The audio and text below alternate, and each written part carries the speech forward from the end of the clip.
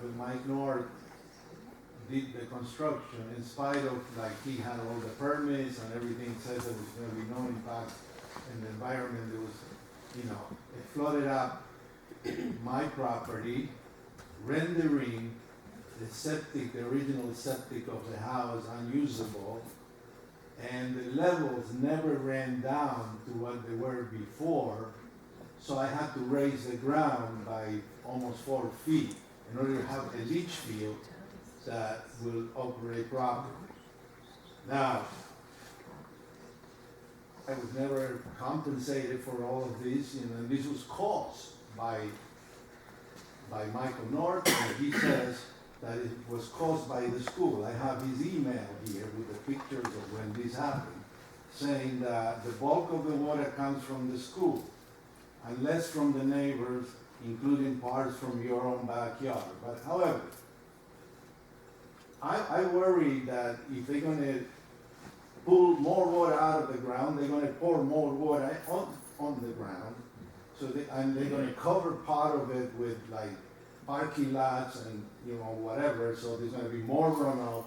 And what you're doing and what you said you want to do is not going to work unless they pipe or they do something, because right now all that runoff is going through a 6-inch pipe. Correct. Through a 6-inch pipe, which is not sufficient. So if you're going to clean up, don't even bother cleaning up downhill, like you have to first, be able to put it into the drain.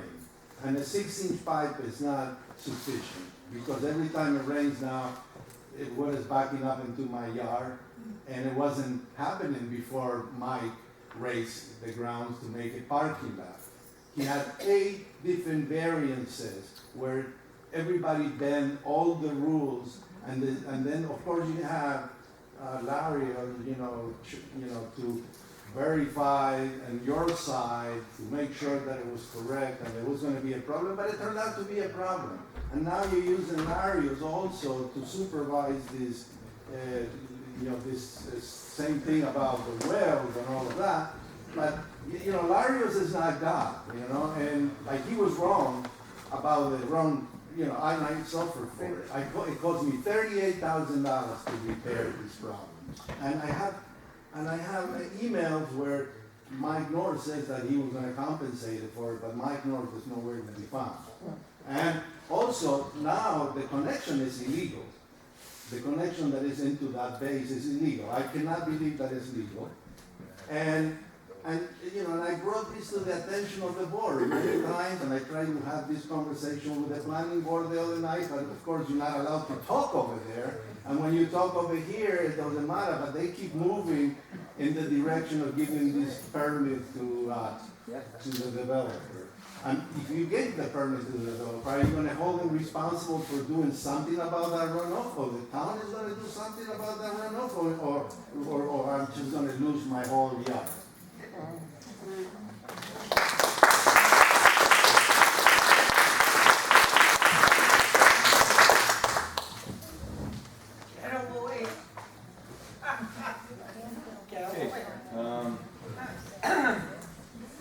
Georgian, Chapin?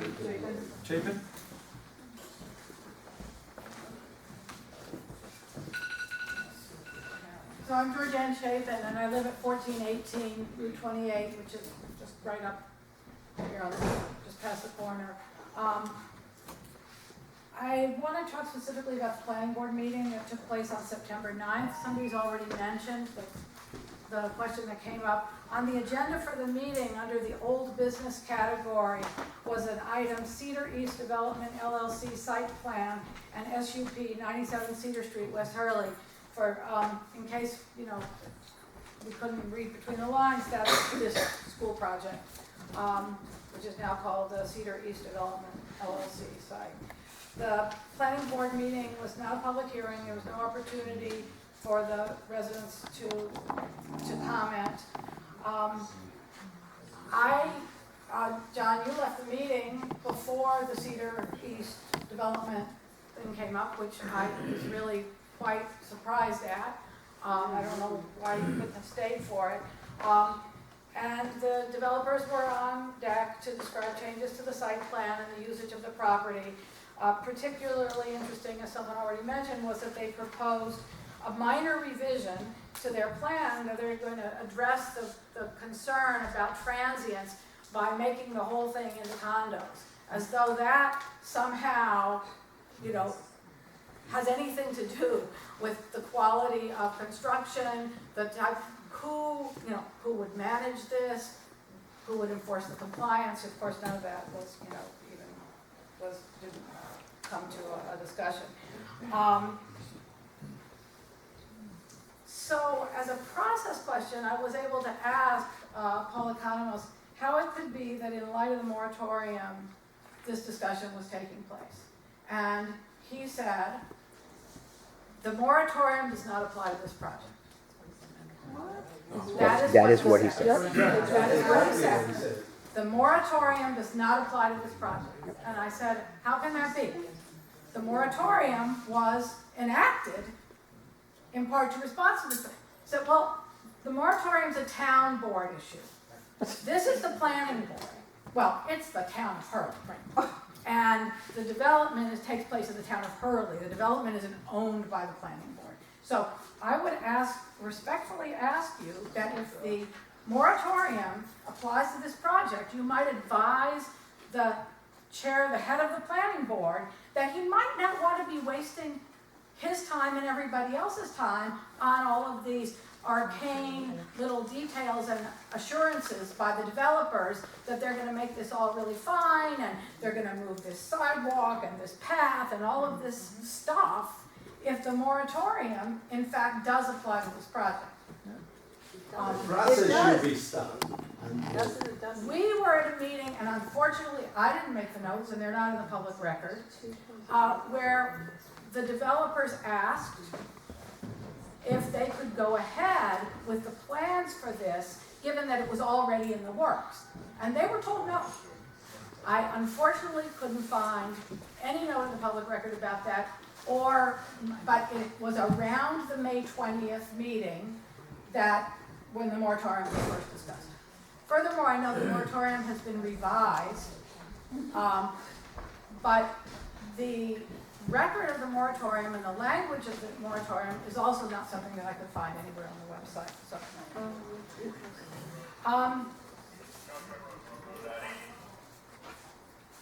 So I have 3 questions, but I think I got the first one answered. Does the moratorium apply to the project or not? Yes. So the answer is Yes, absolutely, yes. So that means there can be no discussion on the project, or No, can that it is still not be the reviewed? case. That is not the case. It can be discussed, they can continue with what process they're going through as far as their environmental and their secret reviews. There is no approvals that can be put forth by the planning board until we have adequate, sufficient results in which we were looking for, and or at the time the moratorium is completed, the zoning issues have been amended to accommodate. And they should have no expectation of recovering sunk costs. Their costs are their risk. Okay. I would like to respectfully suggest that the impression is otherwise. The planning board's sitting there nodding, they're happy that it's going to be condos, they're talking about how many parking spaces. The impression given in that meeting was that this is moving along nicely and the developers on the planning board are all happy with each other, and this thing is on a track for approval. That is the impression, and I don't think anybody in this room should think otherwise. Okay. I'm sorry, can I add something there, Jen? I also had the problem where I couldn't put any input about my concerns about, for instance, this situation with the runoff, during the planning board, because during the planning board is not a public hearing, so I couldn't, make them aware. What I'm gonna do now is send the town certified letters with all this documentation. And so, because I want this to be heard at the planning board, not here, because here doesn't make a difference. Then they have their meeting over there and they just keep moving right along, but I cannot bring this up. So I want this You can request to be on the agenda. I want this to be on the agenda. Okay, I'm sorry. Yeah, I would say before you certify the letter, you can request to be on the planning board agenda, and there still hasn't been an open public meeting with the planning board on this project yet. Please do what you think, but you do have a say when they have an I open probably meeting. will do both. Okay, I just want to make sure you know that So too. we all know that what was said Sure. there, because Sure. like I said, Michael blame you. Norton already, Yeah, you know, I don't blame you. Okay, I have a third question now. And it's also been referred to tonight. It's really more of a comment. I do not believe that this town, it's very small. I don't believe it has the sophistication and the expertise to manage the development process of a 46-unit building, whether it's a condo or a rental. This is a very complex and new problem. What's the largest multifamily dwelling in Hurley? 4 units, maybe? 5? I don't even know. 3? I think over. Maverick right down the road. In apartments. Maverick Knolls. Maverick, no. Never know. And how many units are there? Close to 50. It's a rental? Okay, Yeah, there's all right. apartments, No, it's- another room too, and Condo? All right, well, that's, okay, I wasn't aware of that, okay. I would then, however, posit that this proposed development, given the character and competence and public record of the developers, is probably not going to be as friendly or as maybe perhaps family-oriented as Maverick Knolls. These are one-bedroom or efficiency apartments. As far as I know, there's been no market research for the need, for the marketability,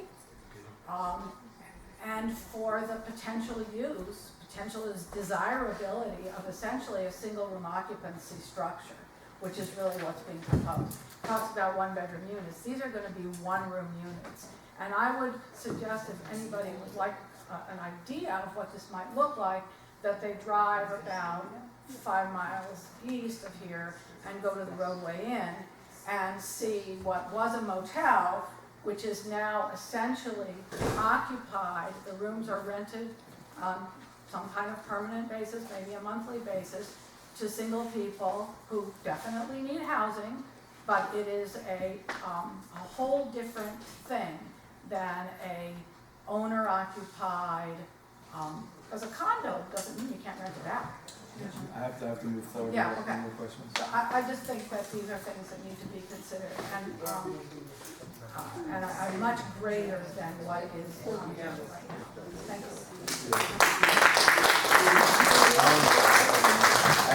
We have about 20 minutes or so. Is there anyone else that has anything you wanted to talk about other than the Cedar project? I just wanted to Okay. ask you a quick question. What is the... Did you sign in? Let me get to the people first, and then and I apologize, I didn't mean to call you again. Let me get everybody through here, and then I'll definitely give you an opportunity. Eric? Emil? I'm sorry, I can't read. Yeah, I just want to make a comment. There's obviously a disconnect between the planning board and town hall. If there's miscommunication going on about the moratorium, they're being said one thing and then we're being told another. So it just furthers the disconnect between the town hall and the planning board. I think it has to be a little bit more of a connection and communication so that everyone's on the same page, because it's just going to keep happening more and more. And as a realtor, it's interesting because he's allowed to buy the property. He can't get approvals for anything until he goes through the process. But he can buy the property, and hopefully he'll be left holding the bag. I mean, hopefully he'll back out. But we have to get used to the idea that something is going to be developed there. We just have to be really focused on that. 2 questions. The upcoming appointment for Mr. Economos to the position of chairman is concerning to the citizens. He does not live in the town and will not be impacted by any decisions made by the planning board. How does the town board intend to protect the interests of the citizens? Would the town board consider making every effort to find a qualified chairman who lives within the town within the next 3 months? That's the first question. The second question, from 2009 to 2012, the town board invested time and resources into the pursuit of becoming part of the Catskill Mountain Scenic Byway, which would have provided economic benefit to the town and the Route 28 corridor. The town, amid a set of scare tactics, voted against becoming part of the Scenic Byway and refuses to consider it today, in spite of requests by the citizens to explore it. It appears as though the town board seeks to develop Route 28 regardless of what people who live here want. Would you explain why? Those are my two questions.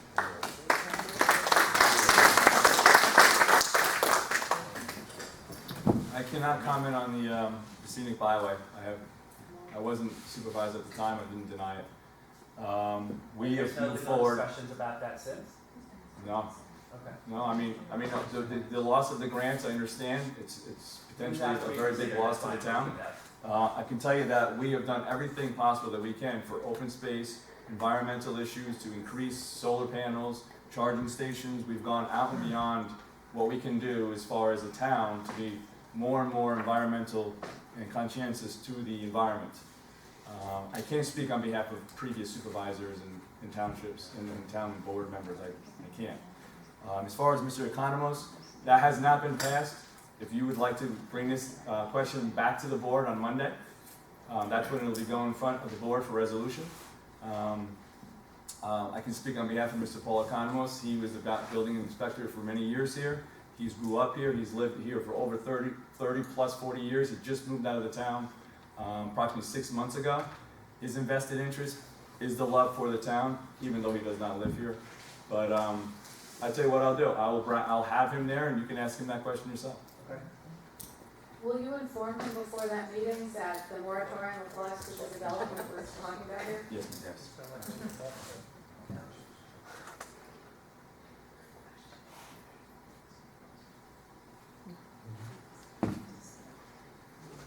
Tracy Kelly. Okay. I'll follow that up, because can you please, at the next town board meeting, I mean, this is not a statement about Paul or for or against, but can you please provide the law Sure. by which you can appoint somebody who's not a town board, or sorry, not a town resident? Sure. To a board. Absolutely. I have another issue in terms of the water. The last time that I lived in this neighborhood, the water was contaminated. And my concern is that if you put an additional drawdown of 46, 48 units, that you're going to impact the potential water quality. Now, I know that the plume right now is showing as clean, according to what I've heard about the Route 375 Exxon station. But when the last contamination surfaced, it was during a drought and with substantial drawdown.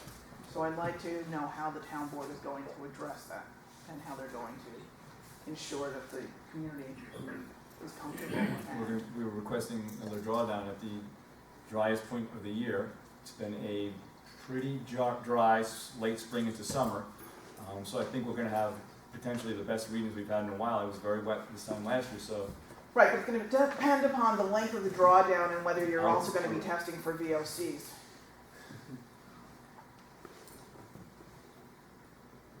Okay. How do you study the impact on septic and septic's impact on water supply in a building that's been empty for years?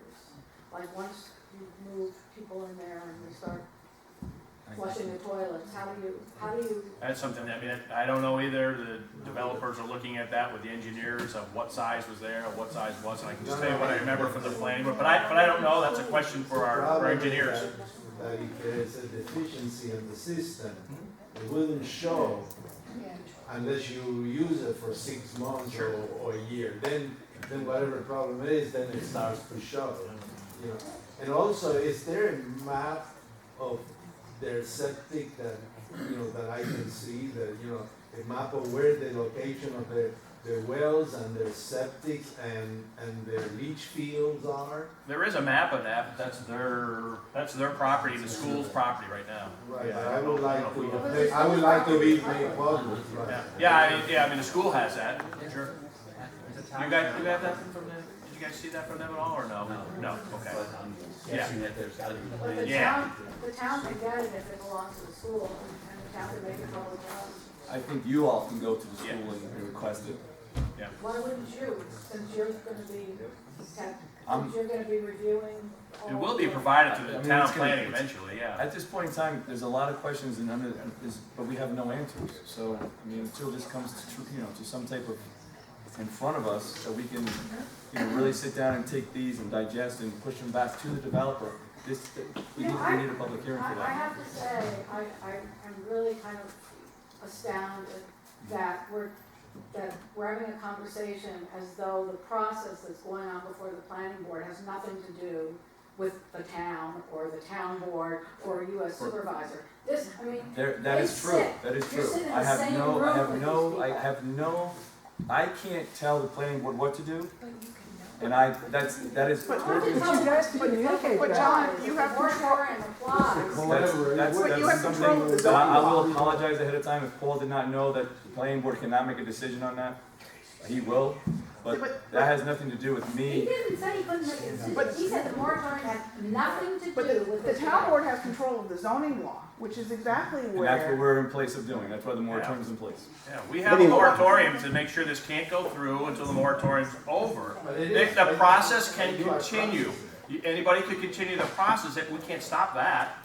He's a developer, he doesn't even own the land, I mean, the school still owns the land, he can invest money to that to continue the process, I mean, I still have a list. I'd like to finish up with the list. One quick Frank- comment. Frank, I foiled that map. If anyone wants to see that map, it is available. Just contact me. I have the map. It is available. It was very easy to foil it. Oh, thank you. Frank Fauble, 1120 Route 28. I have a couple things I'd like to speak on. One, I think 1,000 feet from the school is not nearly far enough with the aquifers that we have here in West Hurley. We've seen in the past when people have built housing and that, our wells have suffered, so on and so forth.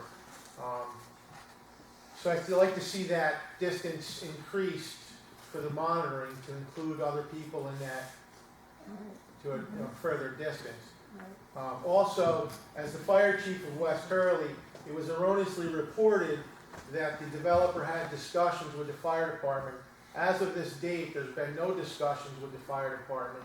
And I'd like to request that, should this move forward, that any and all costs that will impact the fire district and fire department be borne solely by the developer, and that an escrow account be developed by the town to cover those costs.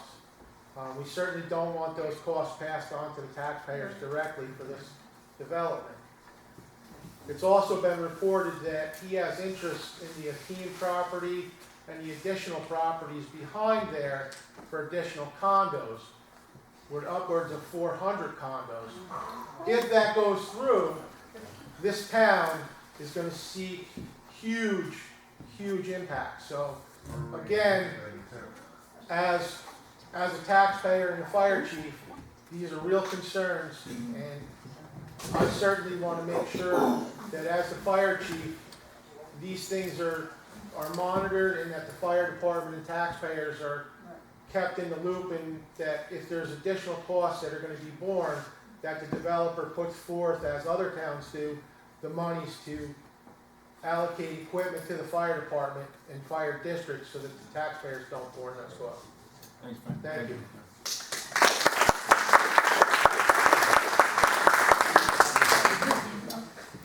Rick Rattle? Actually, I think my question has been answered, but I'm Rick Rawl. I live on Birch Street down the road here. My question was actually about the water quality, which was already addressed. Where my son, in the ballpark about 20 years ago, went to school in the old school, and I too even graduated from Honeyore, went to both of those elementaries. But at that time when my son went, he couldn't drink water out of the fountains because it was contaminated, presumably by the Exxon station that used to be there. And also across in Stewart's, there was a Cumberland Farms that also has tank leakage problems. But so I guess the answer to that is that is still a potential source of contamination for the water supply. And, so how would, the town be addressing this? So that's what, Tracy, you asked about the volatile organic compounds Right, that could be you start drawn, drawing down, drawn, drawing when the in. wall's Right. drawn down, those would be drawn in, so I think we need to add that to our engineers to review that, to look and see if they are starting to migrate when the well draws down. It looked like it's sucking it, that's what you were looking for? Okay. So that, I think that answered your question, sir? Yes, sir, Yeah. thank you. But that should be done on a time model also. Yeah.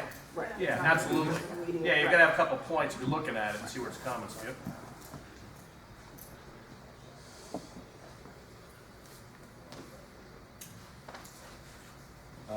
Lastly, I had Carl. Carl, do you have anything else?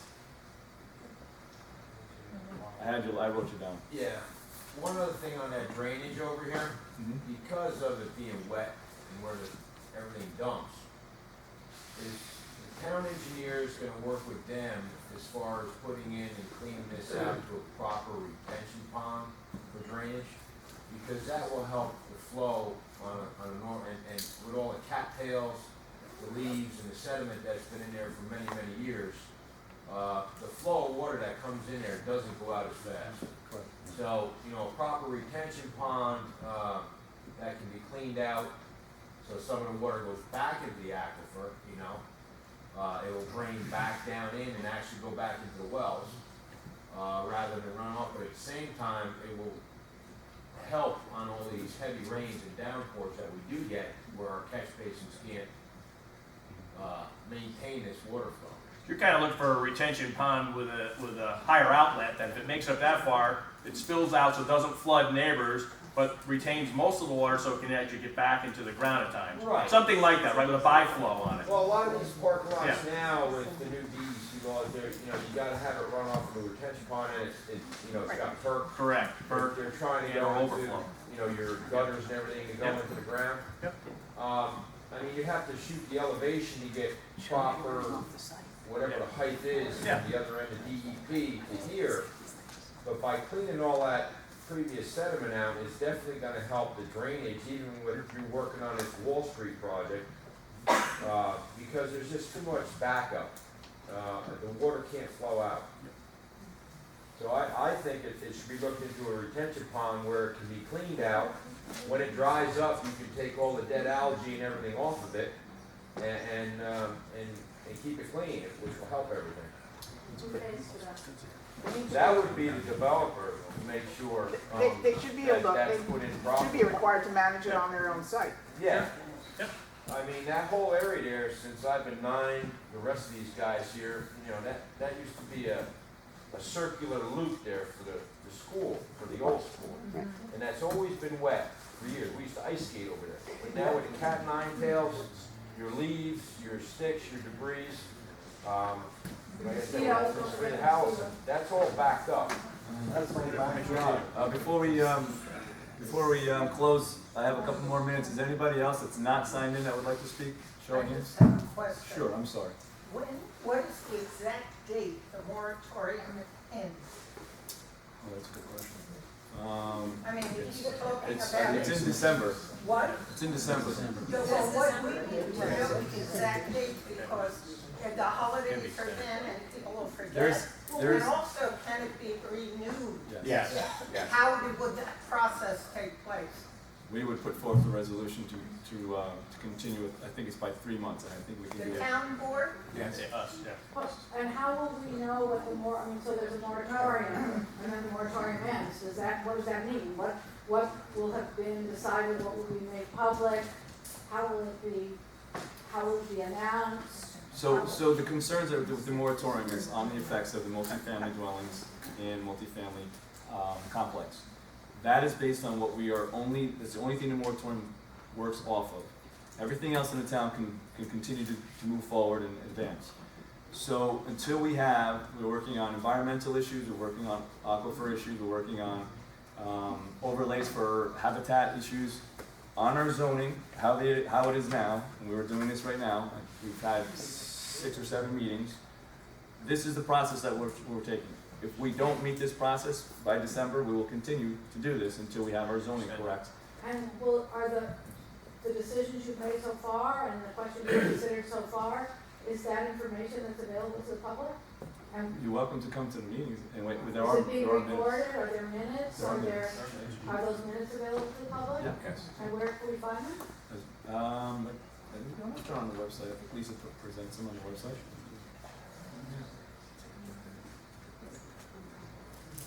Let me, I'll confirm that before I leave here. If not, I'll definitely, I think that it would be great for you to add them to the website with, so they're clickable and obtainable by all of us. yeah, absolutely, 100%. With apologies, because I'm very ignorant on the contents of the town charter. But I do know that we have an election coming up on November 5th. And I'm wondering if there's still any time or any stomach for putting some sort of resolution for an up-down vote on extending the moratorium for an indefinite period. Is that something that would be possible, and if so, how might we get that ball rolling? Should we talk with the town attorney? Or For an indefinite moratorium? I don't, an indefinite, or say till 2022? I mean, just not you have till to have December. you have to have a reason behind what you're requesting. You're putting the town into a liability issue where we can get sued. Yeah, right. So, Did Dannyburg threaten to sue you? yes, as I said earlier, there's legal correspondence that they would like to refrain from me speaking on behalf of the planning board. That was the request. That's why I'm presenting everything you're giving to me, I'll present to the planning board. And I really want you all to go to the planning board meetings and speak there. When is it? Well, when it has to do with this, I mean, there hasn't been a public hearing. There's not enough. You're inquiring about questions that they have no answers to yet. No, they said there is no opportunity for the public to comment or speak at the last planning board meeting. That was a blanket statement that was made, and I don't see that there's any other opportunity. It wasn't an open meeting. There was no So open. when is there an open meeting where we will have a chance to speak at the planning board? As soon as they have all the information. They'll have to. So when you have questions, they have answers. Right now, they can't provide that. They certainly are answering and negotiating, probably with the developer, right in front of everybody there. That was my request. I requested the planning board request the water pool. That's what was on the agenda. Whatever they spoke about after that I cannot comment on or do I know about. That's what I requested the planning board to do because I spoke out of turn, which is what I told you earlier about the letter that I got from their attorney stating, basically shut your mouth, it goes to the planning board. So. I would be really concerned about that if I were you. Well, And if I mean, there's also, residents that have said they're gonna, sue the town on Article 78. I mean, so there's plenty of things going around here that potentially can get the town in trouble. That's why we're trying to follow the guidelines in which this has to happen. Okay, so again, just to be clear, you said we should go to the planning board meeting and we should speak up. There is When the no- opportunity comes to speak in the public hearing area. There will be a public hearing on this, there has to be. Will there be one before December 1st? I don't know that, depends on where That's they why are. we need to have something, But I a mean- ballot initiative So to what's the extend purpose this of the until after moratorium? public hearing. I just said if the moratorium is not completed, we can extend it by 3-month intervals. Excellent. Okay, but what's the timing, what's the formal process for the moratorium, the discussions under the moratorium, the completion of the moratorium process, and public input? I don't understand what the opportunity for public input is going to be. We can't all be on that committee. No, but you can all come to the meeting. But we can't But speak. then we can't speak. So Speak what on is my it? meeting. The moratorium. But you can't answer You can't answer a question. The developers imposed a gag order on you and you can't even talk to us And about you're it. telling us to go to the planning We're- board, but they His couldn't lawyer has ask imposed a that. gag order. And he didn't give a gag order. That's what that letter is. In reference to development of the moratorium on the multifamily, I can speak on behalf of that. Requesting water pools that is not in my jurisdiction. That was my mistake. Okay, I have a question. Okay.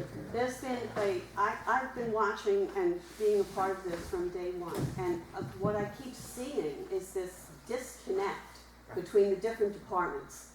Like, for you to sit here and say, I don't know about a traffic study, boggles my mind, because I sat there and listened to him give it.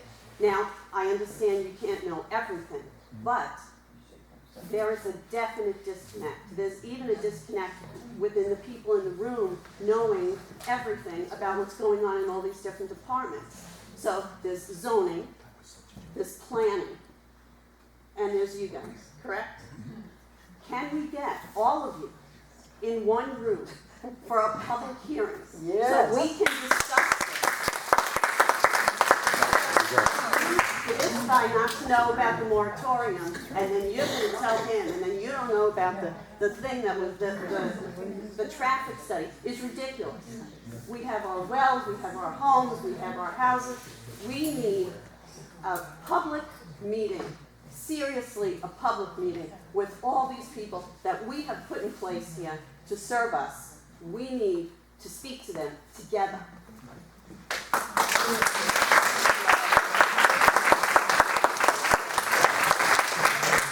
I'd like to request that at the end of the planning board, there be a 30-minute period for questions every time. Because right now what's happening is a whole lot of fear and concern and questions not being answered because you aren't able to provide that. So if we were to be able to ask those questions to the appropriate people, you might not have so many pissed off people in this room. It might actually diffuse some of what's going on and allow us to feel like we're part of the process and not excluded and be so afraid of what's going to happen. It's an easy fix. Just give some time for people to ask the right people the questions. Every time, not just once between now and December. Every time. 15 minutes, 20 minutes, whatever it is. An opportunity for us to ask questions. Questions about what's going on at the moment. Yeah, the planning board. And John, I would ask that